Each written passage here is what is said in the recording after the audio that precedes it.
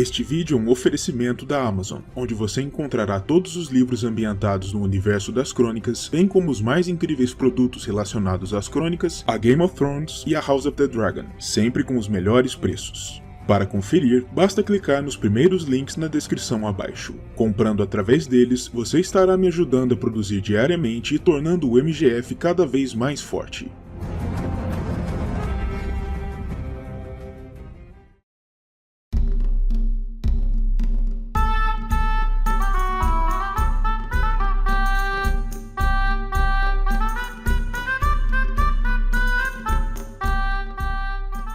O mundo conhecido é uma realidade largamente baseada em diferentes períodos históricos de nosso mundo real, e o Westeros em específico é uma espécie de amálgama de diversos pontos da história medieval europeia, em especial a história do Reino da Inglaterra, com a representação de diversos aspectos reais dentro da obra, ainda que de maneiras levemente alteradas ou embelezadas. E um dos aspectos mais interessantes para se abordar dentro dessa questão é justamente o aspecto construtivo e de engenharia, pois afinal de contas, o estilo construtivo é uma das maiores marcas distintivas de qualquer civilização, e além disso, a diferença entre uma boa tradição laboral nesse sentido pode ser também a diferença entre a vitória e a derrota, a vida ou a morte, em especial em um contexto de guerra, algo em que os Sete Reinos são, francamente, especializados. Por isso, o vídeo de hoje será inteiramente dedicado a discutir os aspectos da engenharia e da arquitetura dentro do universo das crônicas, dando especial ênfase, claro, aos Sete Reinos de Westeros, para que possamos ter um melhor entendimento dessa faceta fundamental da obra de George Martin, em todas as suas nuances. Mas antes de começarmos a falar sobre a arquitetura e a engenharia nas crônicas, lembro a todos que alguns leves spoilers em vídeos generalistas como esse são inevitáveis, e por isso, como sempre, recomendo cautela ao espectador. Também lembro a todos que curtam o vídeo, se inscrevam no canal, deixem seu comentário, compartilhem o material com os amigos e considerem também contribuir de forma mais direta com o árduo trabalho do MGF, através do Pix, sempre a melhor opção por ser imediato, do botão Valeu Demais ou do clube de membros. Com isso fora do caminho e sem mais delongas, comecemos a falar sobre a arquitetura e a engenharia nas crônicas. O mundo conhecido sempre foi repleto de diversos estilos de construção distintos e algo misteriosos, e o primeiro notável exemplo que nos salta aos olhos nesse sentido já nos vem de tempos ancestrais, com a misteriosa e perdida civilização dos construtores de padrões, um povo há muito perdido que teria supostamente erguido intrincados padrões de pedra em diversos pontos do mundo, desde o Westeros até o longínquo Oriente, e que não sabemos até os dias atuais se eram mesmo um só povo ou um grande número de povos diferentes, construindo de maneira independente.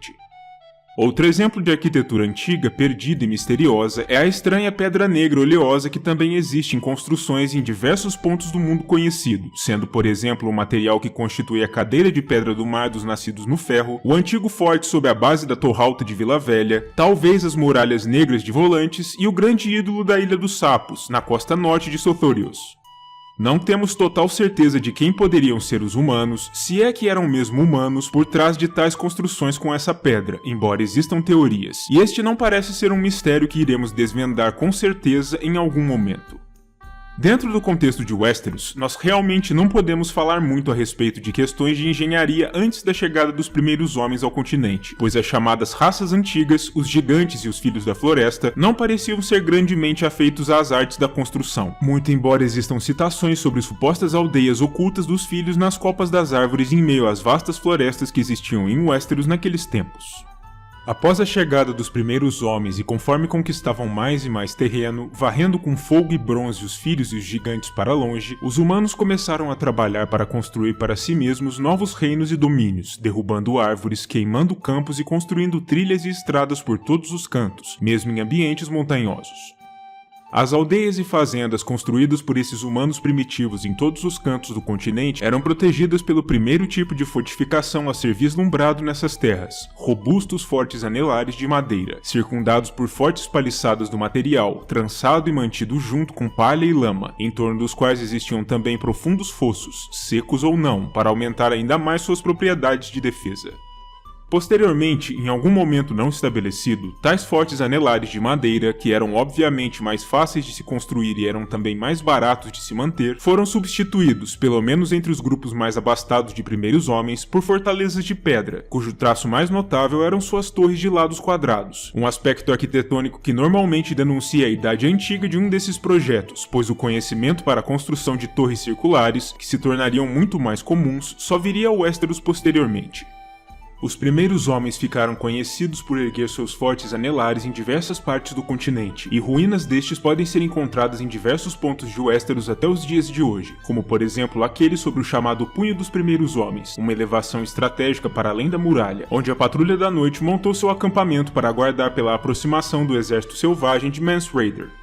Milênios após a chegada dos primeiros homens ao continente, os Ândalos também fizeram sua estreia por aqui, fazendo com os humanos originais o mesmo que eles haviam feito com os filhos, ou seja, expulsando-o de suas terras e arrasando suas construções para que pudessem forjar para si mesmos novos reinos.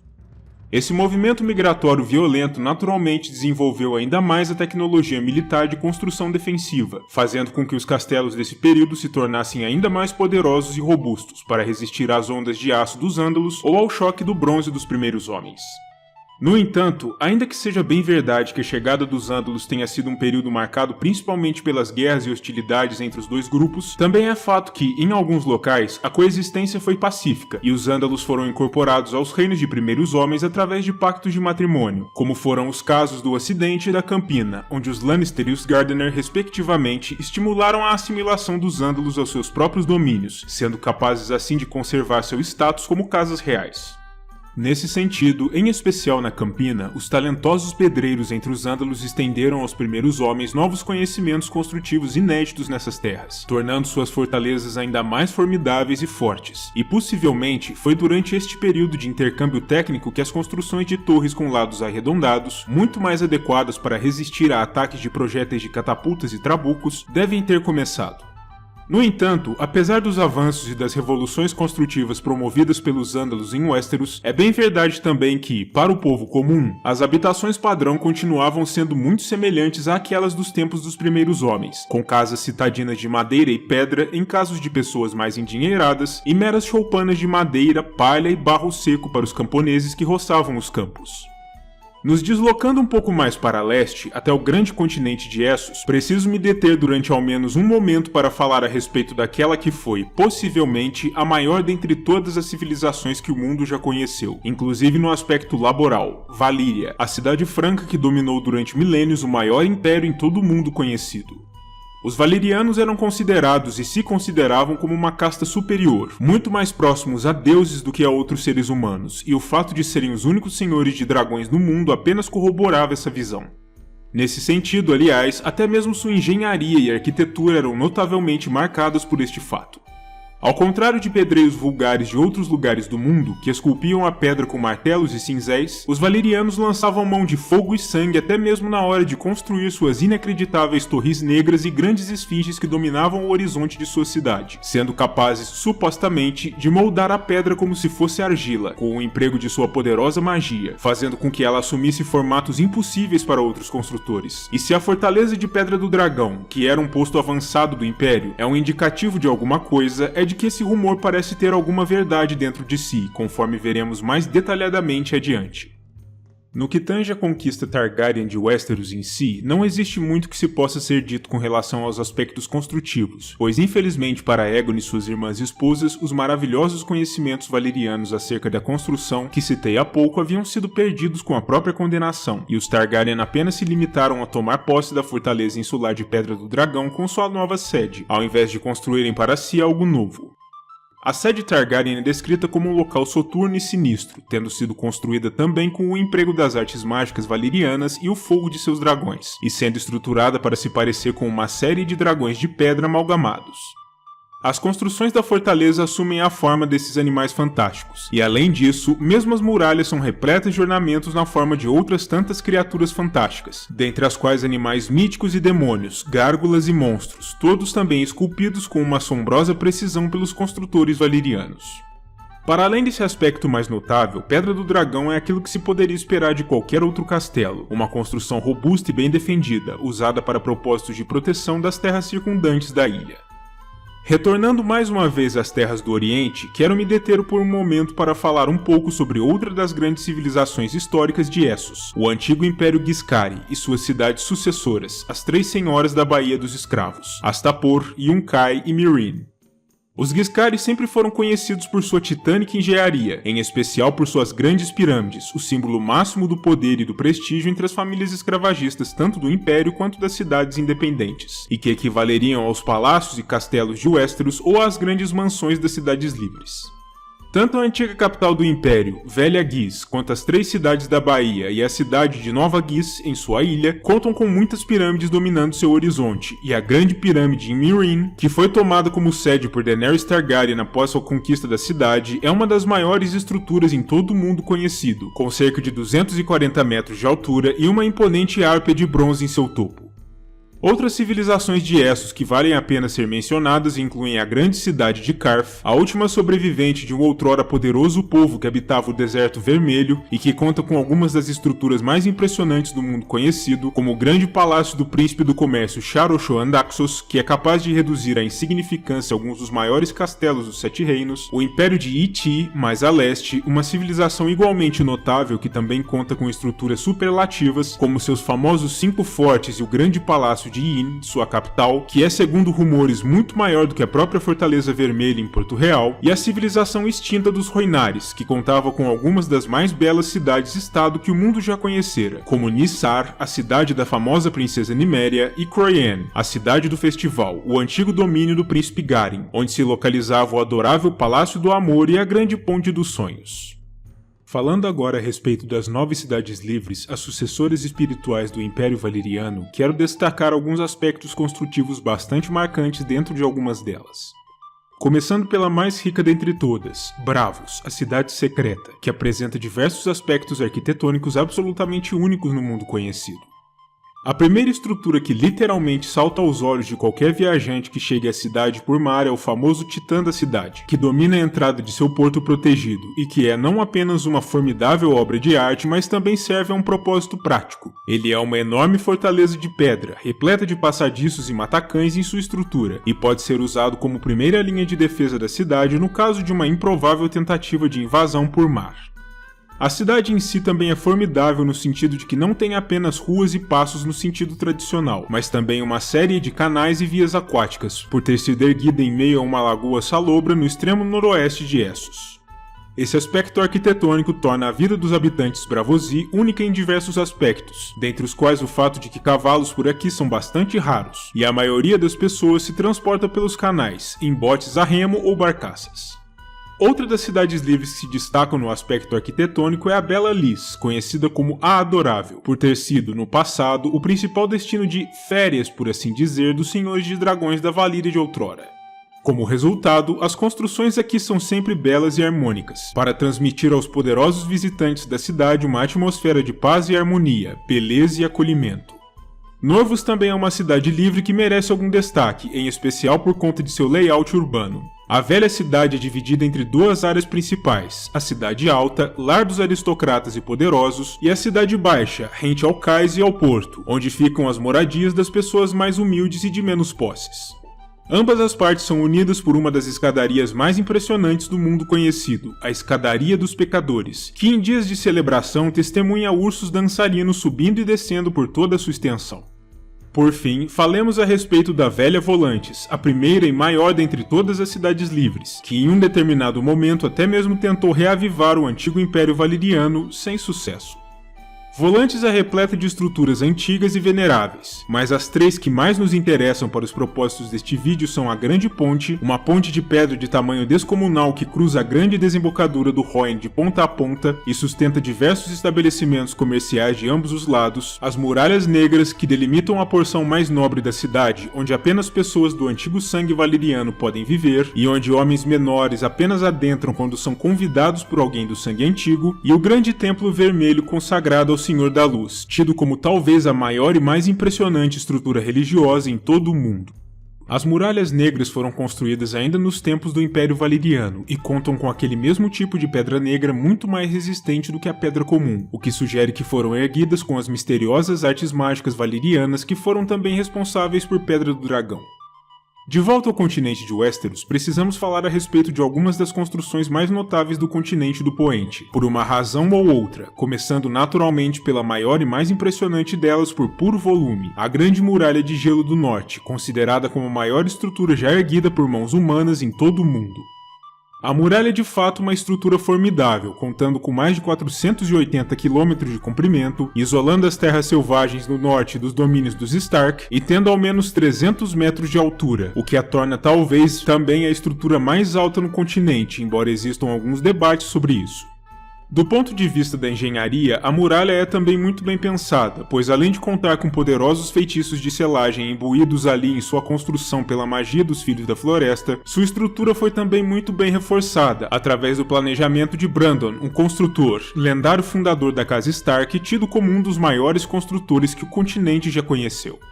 O fato de ser completamente composta por gelo sólido faz com que a muralha se retroalimente nesse ambiente frio do norte, tornando-a mais densa e demandando pouca manutenção, embora em dias mais quentes de verão ela possa se tornar um pouco mais fragilizada, e os Irmãos Negros digam que ela parece chorar por conta do derretimento parcial de suas camadas mais externas. Mais ao sul, outros dois castelos ainda na região do norte que valem a menção são a Fortaleza de Fosso Cailin, que se localiza no exato ponto em que a Estrada do Rei cruza as terras alagadiças do Gargalo e que vem protegendo os limites sul do Reino Stark desde tempos imemoriais, apesar de se encontrar nos dias atuais semi-arruinado, e a Atalaia da Água Cinzenta, um castelo absolutamente único nos reinos e provavelmente em todo o mundo por sua característica mais marcante, o fato de não ter uma base fixa, mas sim ser construído sobre grandes palafitas de madeira flutuantes, o que significa que tal castelo está sempre se deslocando e pode simplesmente desaparecer caso os Reed assim desejem. Pense bem, existe alguma estratégia mais sólida de defesa do que impedir que seus inimigos sequer o encontrem para começo de conversa? Um pouco mais a sul, nas terras fluviais, precisamos falar sobre outro castelo diferenciado no contexto dos reinos, a Fortaleza das Gêmeas, a sede da Casa Frey, que não é apenas um conjunto de duas grandes torres de pedra unidas, mas também a principal ponte que permite o cruzamento do ramo verde do tridente, o que aliás foi o que rendeu aos Frey sua fabulosa fortuna, muito embora sejam uma casa menor relativamente jovem, e até hoje serve como seu principal trunfo, tanto que está até mesmo em seu escudo. Outro castelo da região que precisa ser mencionado é a monstruosidade de Harren Negro, o castelo de Harrenhal, considerado como de longe o maior em Westeros e talvez em todo o mundo conhecido.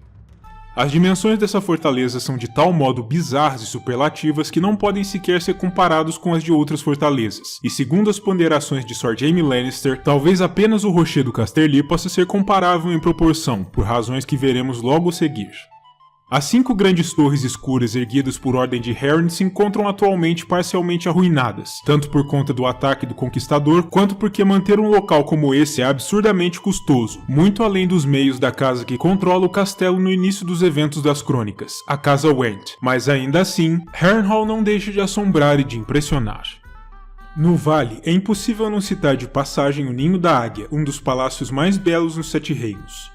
A sede da Casa Arryn se localiza em uma posição quase inexpugnável, próximo ao topo da Lança do Gigante, e muito embora o castelo possa sim ser sitiado a partir de sua base, tomá-lo em si é uma tarefa quase impossível, a menos que os atacantes sejam senhores de dragões, devido às suas muitas camadas de proteção e ao fato de se encontrar tão alto nos céus.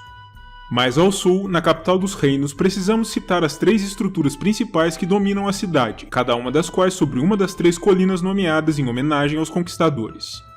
Sobre a colina de Visenya encontra-se o Grande Septo de Baelor, maior estrutura religiosa dos 7 reinos e a sede da Fé dos Sete desde sua conclusão, com suas 7 belas torres de mármore tocando a face do firmamento. Sobre a colina de Rhaenys localizam-se as ruínas do que foi outrora o Fosso dos Dragões, o grande espaço no qual os dragões Targaryen eram mantidos e protegidos antes dos distúrbios da capital, durante a dança, nos quais o local foi destruído, tendo seu grande teto abobadado de pedra desmoronado. Desde então, ele permanece sendo uma ruína, de certo modo se deteriorando como a própria dinastia que o construiu. Por fim, na colina de Aegon, a principal e mais alta das três, encontra-se a sede da monarquia Westerosi, a Bela Fortaleza Vermelha, um palácio iniciado pelo conquistador em pessoa e concluído nos tempos de seu filho Maegor, o Cruel, que se destaca justamente por ser construída por um tipo berrante de pedra avermelhada, daí seu nome, além de ser uma das estruturas mais altas na cidade, um palácio digno de uma grande dinastia. Outro castelo que vale a pena sem dúvida uma menção aqui é o Rochedo Casterly, no ocidente, rente à costa da região, a sede dos opulentos Lannister. O fato mais curioso sobre essa fortificação é que a maior parte dela não foi construída por mãos humanas, mas sim aproveitada a partir do ambiente natural. Grande parte do castelo foi escavado nas entranhas de um grande rochedo marinho de mais de 600 metros de altura, o que torna o rochedo uma das fortalezas mais resistentes e inexpugnáveis em todo o continente, além de ser também uma das mais ricas por conta dos muitos veios de ouro que serpenteiam pelo interior de tal rochedo. Mais para leste, nas Terras da Tempestade, cito de passagem também Ponta Tempestade, a sede Baratheon, justamente por ser o melhor exemplo nos reinos de um castelo tão robusto quanto se poderia ser, sendo a sede da Casa Real atual considerada intransponível, embora possa com certeza ser cercada por terra e mar. Mais para sul, na Campina, existe aquele que provavelmente é o melhor exemplo existente de uma amálgama entre castelo e palácio, Jardim de Cima, a sede dos Tyrell e antiga fortaleza da Casa Gardener.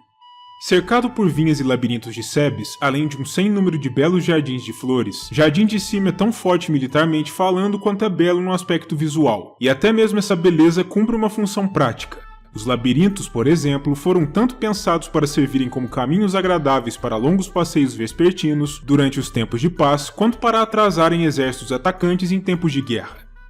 Por fim, mas não menos importante, precisamos citar ao menos de passagem a fortaleza sede dos Hightower de Vila Velha, a imponente Torre Alta, uma construção que serve não apenas como estrutura defensiva, mas também como o maior farol de todo o mundo conhecido, guiando os navios que se encaminham para o porto de Vila Velha com a enorme chama que arde dia e noite em seu topo. Por contar com algo além dos 100 metros de altura, a luz da Torre Alta pode ser vista por muitos quilômetros em todas as direções, o que inclusive levou os Hightower a elaborarem um sistema engenhoso para se comunicarem de forma eficiente com seus vassalos imediatos. Em tempos de perigo e guerra, eles não enviam corvos até seus vassalos, mas sim tingem a chama de seu castelo em verde, se utilizando de alguma espécie de substância química, e ao avistarem a cor esverdeada no topo da estrutura, todos os senhores pequenos da região sabem que é chegado o momento de se reunirem para a batalha.